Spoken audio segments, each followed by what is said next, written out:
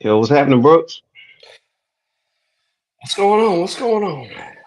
I don't know it, man. It's just another day in the neighborhood, another day in the neighborhood and another day in the studio on this May 8th of 2024.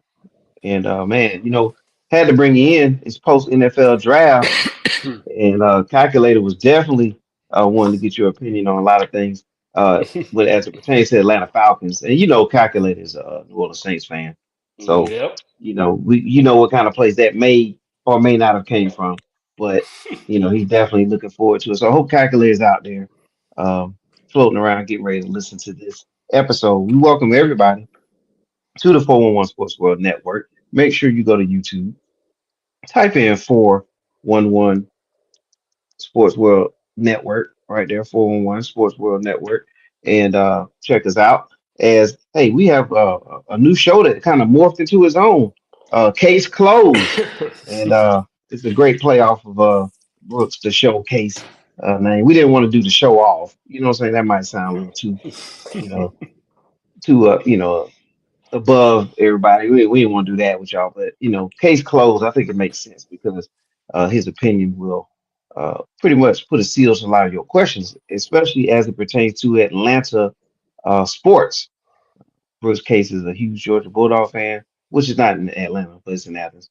But we got another show for that. Damn good dogs, by the way. hmm And then Brooks is a huge Atlanta Falcons fan, as you can see on his shirt. He's a huge Atlanta Hawks fan, Atlanta Braves fan. I'm gonna go ahead and throw it in there, Atlanta Dream fan. All So of it. All of it. so that's where we are with Brooks, the showcase. So get ready because we get ready to rumble. And we're going to talk about something too on our play sheet today. We're going to talk about the draft selection of the Falcons drafting quarterback Michael Penix Jr. You probably want to know why. I mean, why did they do that when they have cousins, when they have a cousin in town? But we're going to talk about why, and then some of the other picks as well. So get ready for the show. Case, here we go.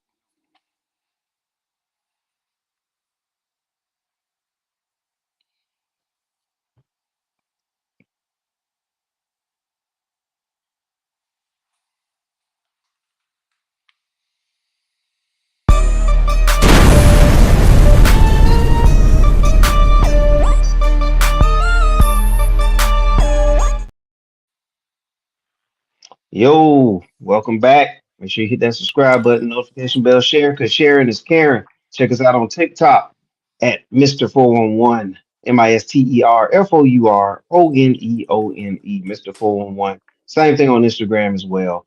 And Brooks, where can you be reached at on TikTok when you're out of TikTok jail?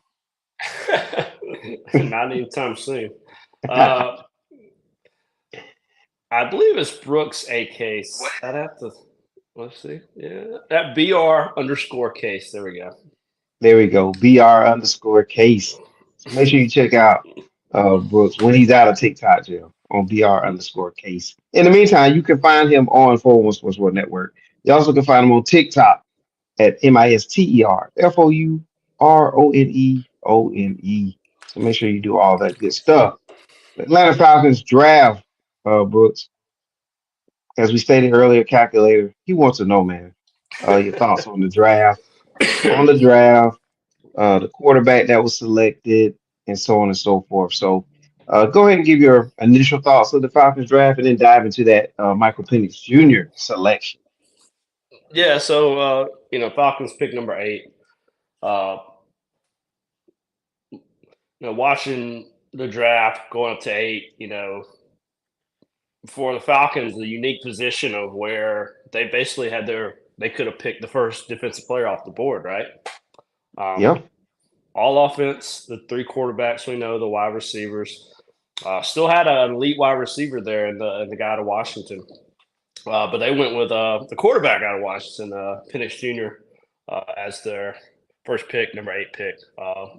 Second round, they traded up and got Orhoro out of Clemson, D tackle. Traded up in the second round to get him. And then third round, they picked Braylon Trice out of Washington. Probably my favorite pick. 16 sacks, over the past 2 seasons. One of the, production-wise, one of the better college edges out there. I don't think he wowed anybody at the combine, but still, game tape says he was one of the most productive pass rushers in college the last 2 seasons. So probably my favorite pick. Uh, Fourth round, they picked Brandon Dolores, another D tackle. So really went heavy on the D line. Um, and then we go linebacker out of Notre Dame, Jace McClellan, who I'm familiar with, running back out of Alabama in the 6th round. Casey Washington, wide receiver from Illinois, and then finally threw a bulldog in there at the end. Zion Logan, another D tackle. So there's your draft. Heavy in the defensive line, sprinkled in a couple skill positions, and of course the quarterback at number 8. So that was your Falcons draft. If you look at the draft grades, none of them are going to be too high. And again, now that we get into why, well, you signed Kirk Cousins for $180 million, 4-year, $180 million, 100 guaranteed, right? And then you go and you draft Michael Penix Jr., who, again, you draft him in the 1st round, he's going to get 1st-round money. So just salary cap wise, to start off with, that's just not smart because, again, you're paying Penix basically to sit for 2 years, and you draft him in the 1st round, barring any kind of injury. So that's the first thing. Salary cap wise, it just doesn't make sense to pay Kirk Cousins all that money and then draft a 1st-round quarterback and pay that quarterback 1st-round money, right? That salary cap just doesn't make sense. You can't justify it. Okay, you really can't. There's a lot of angles you can come out from, but salary cap wise, it's not a smart move, especially how you just got out of salary cap hell this past offseason where you were able to actually have some depth and you could see the depth, especially I could see it on the defensive side. The depth was way better than it has been. And then you're going to make, again, just not smart financial moves.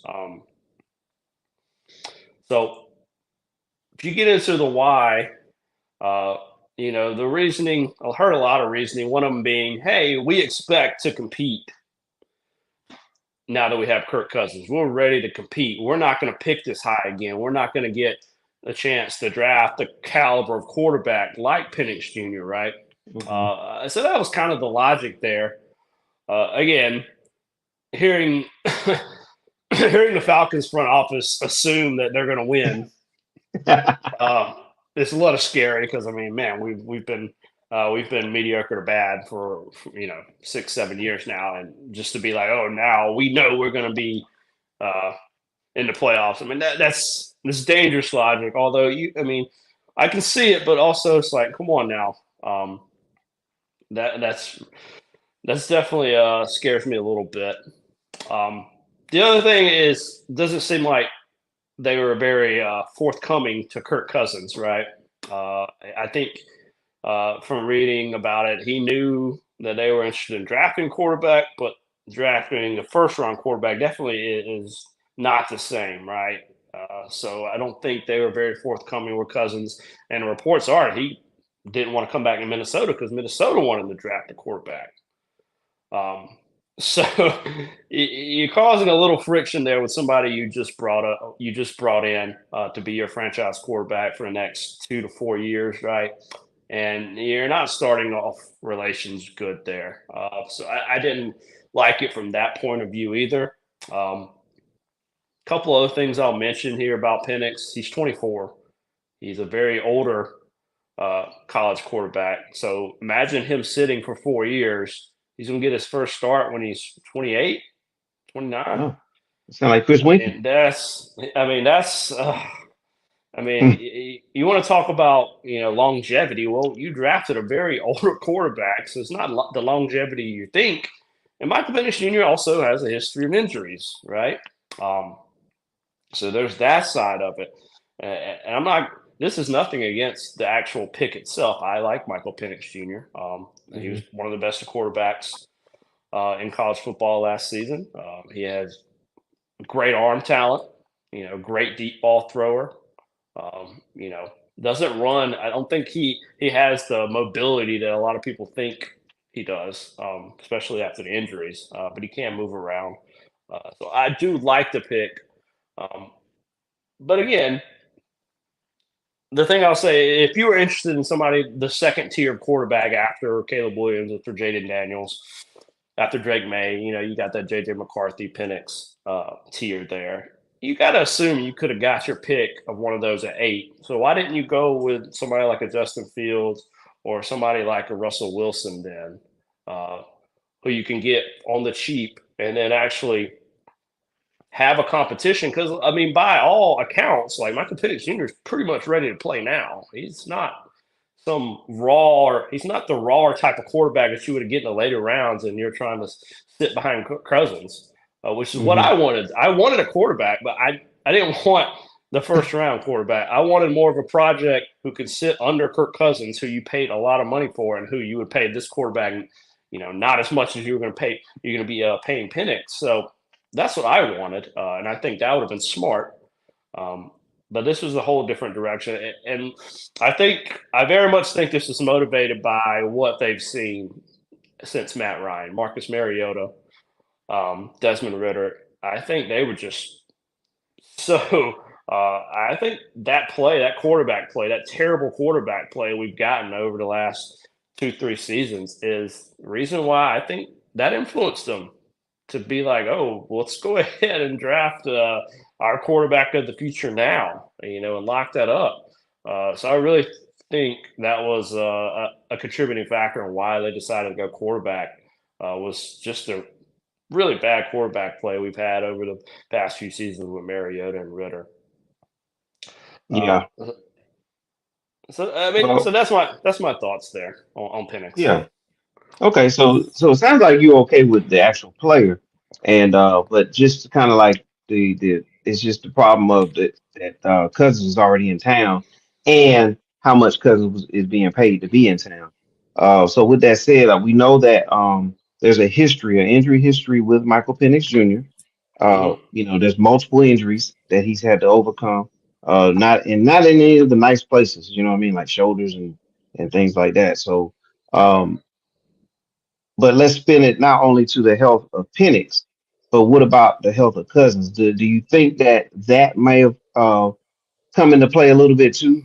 That maybe they feel like, well, we are going to roll with Cousins, but then if he gets hurt, we'll plug in Penix a lot sooner. Do you think that might have came into play? If it did, then if you were so worried about Cousins' health, you don't pay him 100 million, 100 million guaranteed, 180 over the Hmm. 4 years. Um, it does seem to me like Cousins is kind of on a 2-year trial period. They can get out of it with about, if I'm not mistaken, about 12 million cap hit in the third season. Um, so that may be it may be that they're signaling, hey, we giving Kirk Cousins 2 years trial here, and we very may well cut him after this and go with Penix in the third year.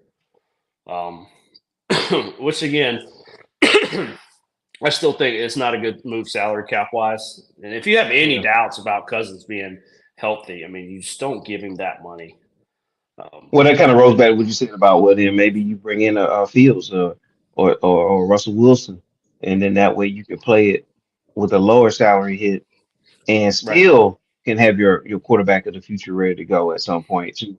Um, but so what about okay? So if they didn't draft Cousins at all, I mean, if they didn't bring in Cousins at all, and you basically have the quarterback room looking like it did before the draft, and then draft Penix Jr., you would have felt a lot better about it then. Well, I just again, I would have felt great about going into the season with Penix Jr. as a rookie quarterback. I mean, not um, I can't say I would feel great about that.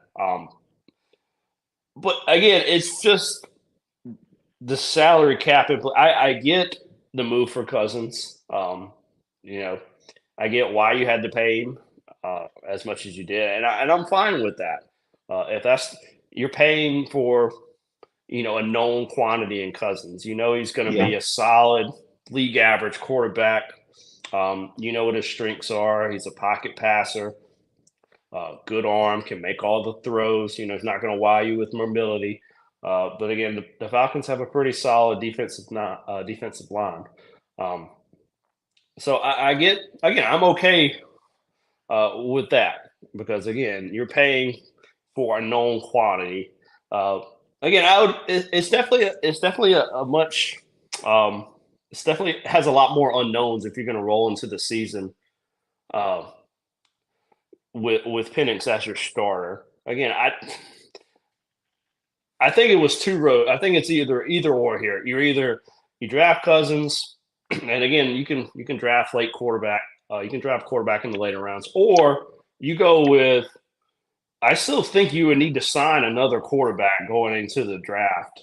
If if you didn't sign a quarterback of the caliber of Cousins and you want to draft a quarterback in the first round, I still think you need to supplement it there because we just don't.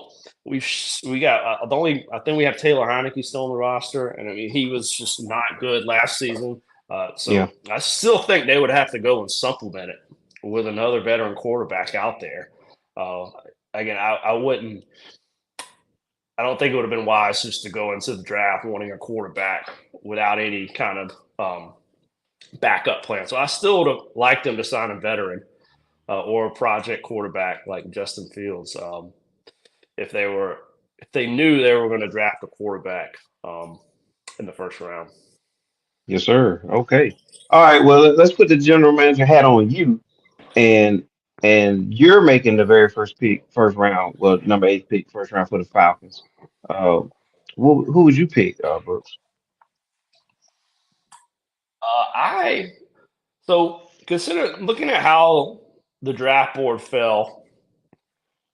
You know, uh, you had uh, I really like the receivers in this draft, and Hmm. you had Rome Duzzi out of Washington, also out of Washington, sitting there.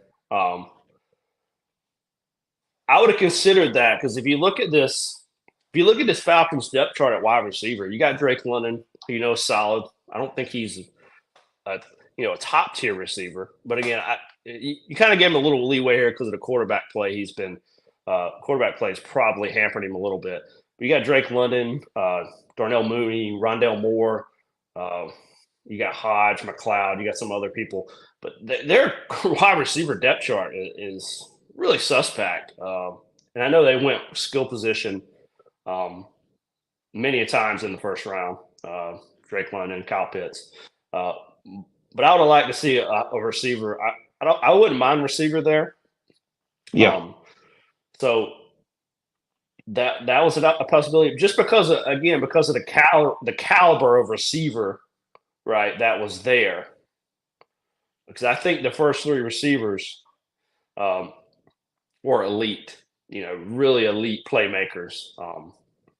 So I wouldn't mind receiver there.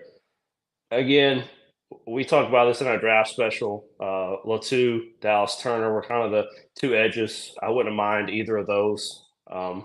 Turner seemed to be popular in the mock drafts to the Falcons. I wouldn't have seen there. um, Yeah. the Georgia fan in me, Bowers is still on the board there.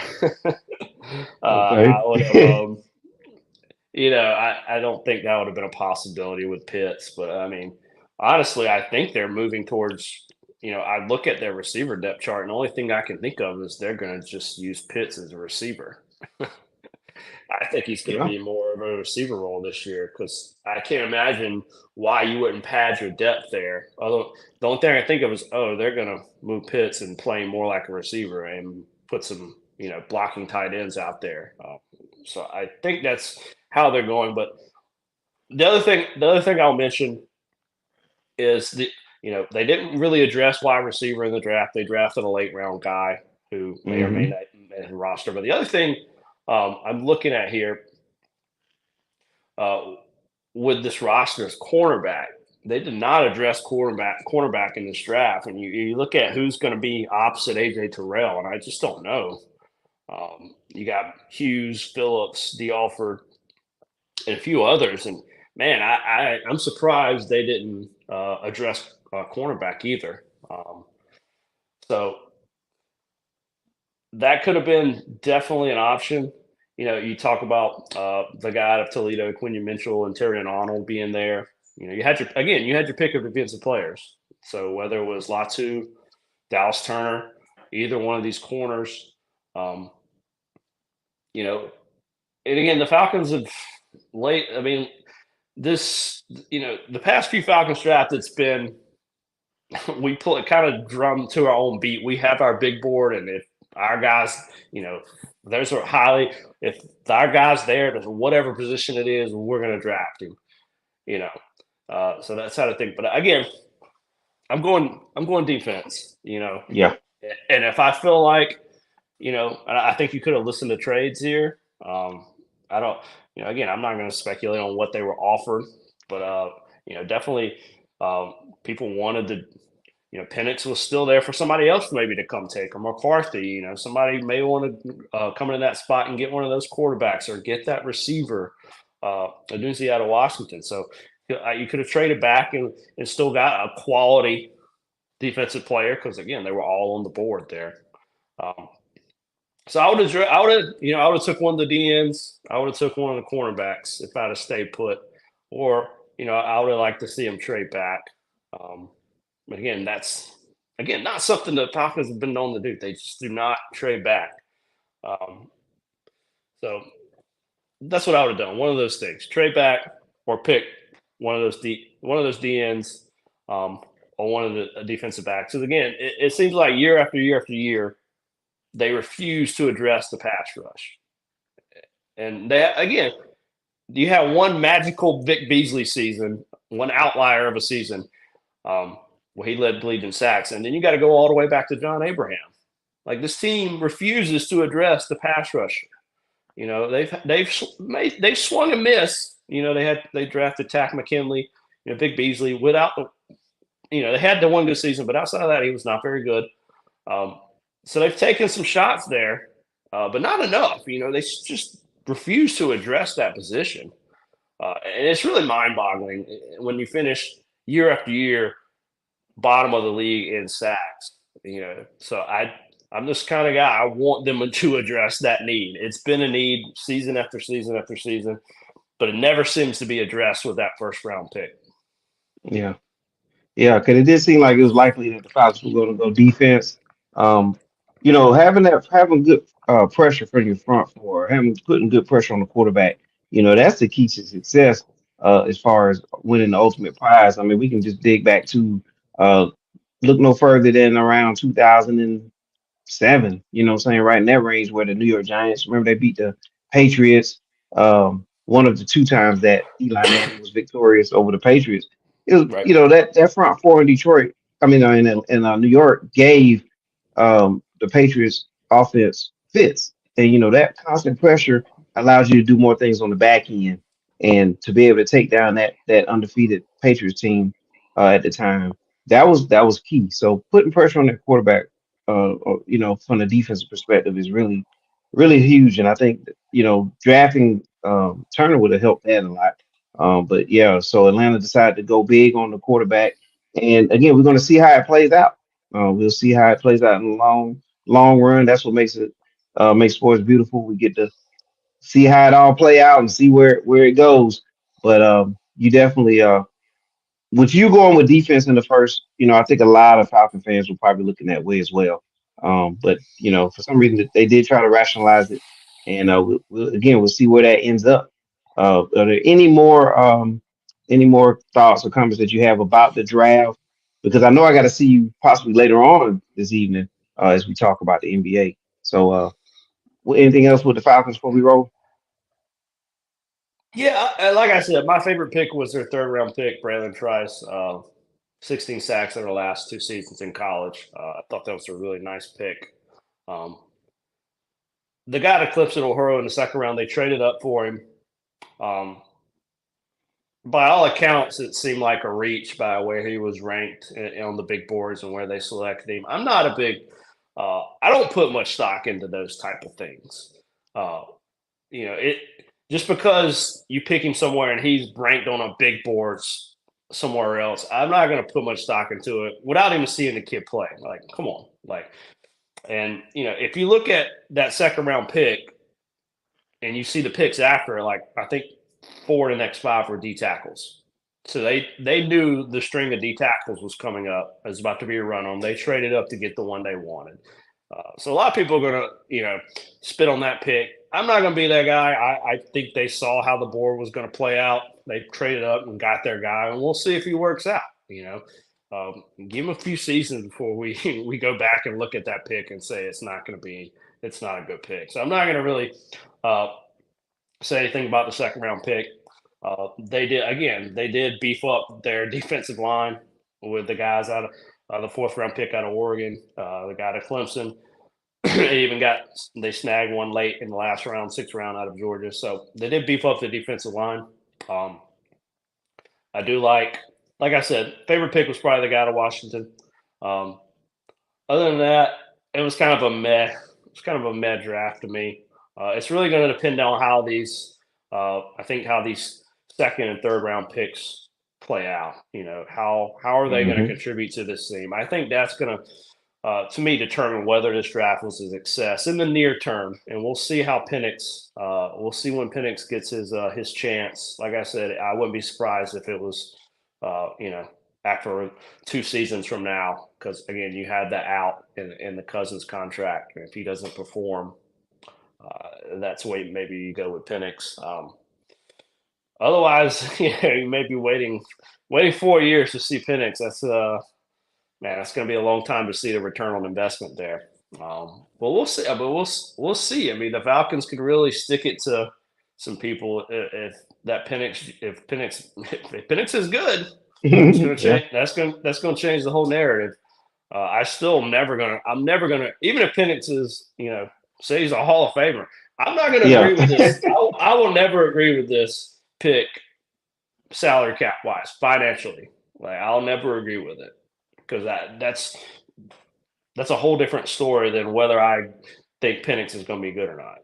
Because you had a chance again. You got a weak. I think you have a weak division in NFC South, and you got a veteran quarterback coming in, and you could have immediately helped this team with your first round pick. And that's again, you're gonna have to smooth some things over with Cousins. Because this pick is not immediately helping this team. And I'm sure he, at this point in his career, he wants to come and compete for titles. So you have to smooth some things over with him. He seems like a professional who's going to just put his head down and play ball. But I think that's just not a good start for their relationship. But overall, I wasn't wowed. I think the second and third round picks have some potential, and we'll see. We're going to have to wait however many years down the road to see how Penix is going to look. Yeah. All right. Well, you don't have to wait too much longer down the road to see me again tonight. Because at 7:35, we're gonna have the NBA roundtable. We're gonna talk about round one, and get into round two a little bit. And hey, Brooks, you officiate, I officiate. There were some things that happened the other night that we may need to discuss. So hopefully that can be answered too later on. Later on. But yeah. So for the show, I'm Mr. 401, and hey, we came here to talk Falcons. Right now, it is now case closed on this subject, and we'll sit back and see what happens with Michael Penix Jr. and the Atlanta Falcons. And by the way, Seattle will be in Atlanta this year, so I think we're going to be in the same building at some point this season. Oh, for sure. Yes, sir. All right. Well, I'll holler at you a little bit later, Brooks. We thank everybody, and everybody take care, and have a good evening. But get ready to tune in at 7:35 as well. All right. We out.